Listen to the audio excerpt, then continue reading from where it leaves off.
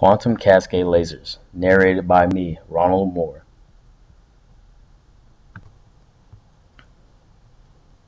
The first experimental demonstration of the quantum cascade laser was done by a team at Bell Labs led by Federico Capasso.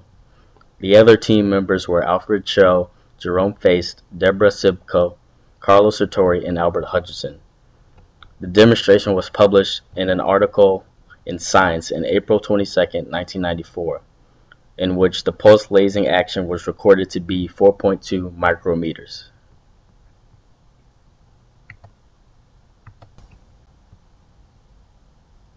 A quantum cascade laser is a semiconductor laser that emits in the mid-band long-wave infrared bands.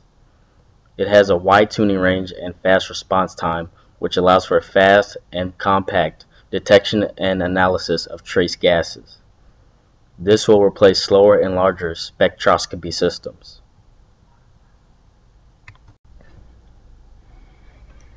Quantum cascade lasers are made of dozens of alternating layers of semiconductor material. This structure forms quantum energy wells that confine the electrons to particular energy states. By applying a voltage across the device, electrons move from one quantum well to the next.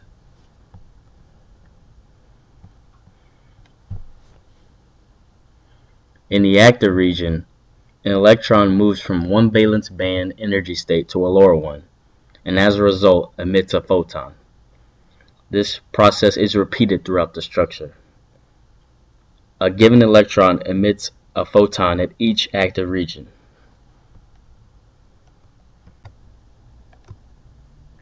And on this diagram, it can be seen that the active region is indicated by the green circles, and the photon emission is indicated by the green waves.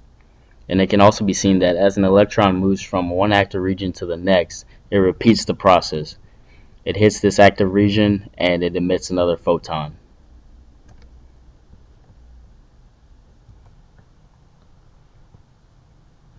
Diode lasers are a common competitor of quantum cascade lasers.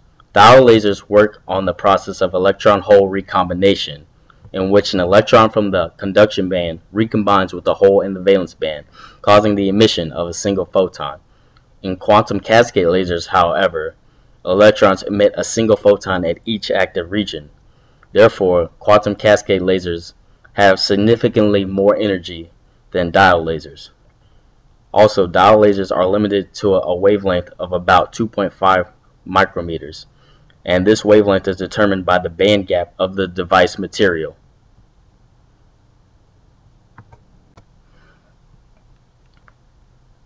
For diode lasers, the different materials that can be used to construct them have different band gaps. However, there is a limit to the amount of materials that can be used to make diode lasers. As a result, the output wavelength is limited to about 2.5 micrometers. Quantum cascade lasers, however, have wavelengths ranging from 11 micrometers to 25 micrometers, which is 10 times more than the average output wavelength of a diode laser.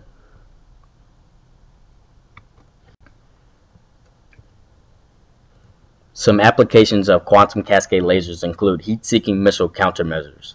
Since IEDs are often made of compounds that absorb in the terahertz range, portable terahertz quantum cascade laser-based detectors could be placed ahead of convoys and scan for IEDs and other weapons.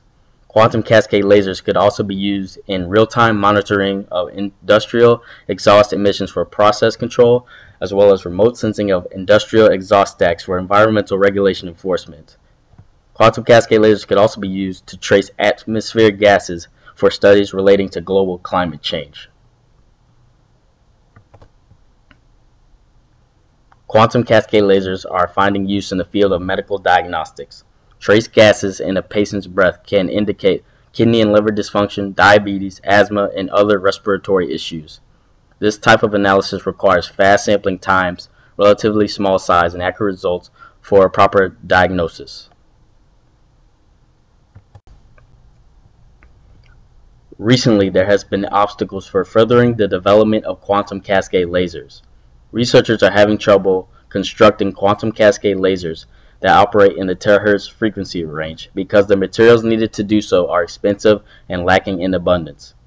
Another problem is that Group 3 to 5 semiconductors are polar materials, and photons with energies below the optical phonon energy therefore experience strong polar optical phonon scattering.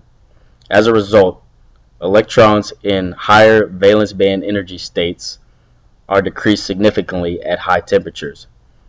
This in turn limits the high temperature operation of terahertz quantum cascade lasers.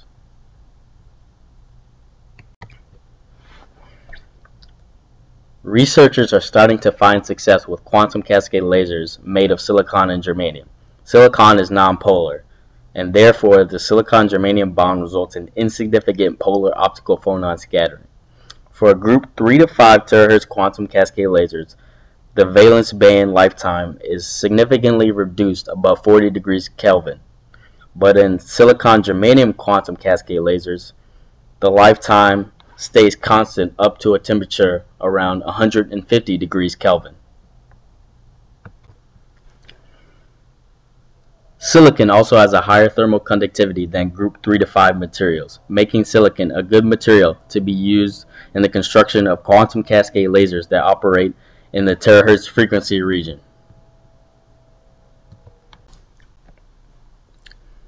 Researchers have also tried altering the structure of the quantum cascade laser to allow for better operation in the terahertz frequency range.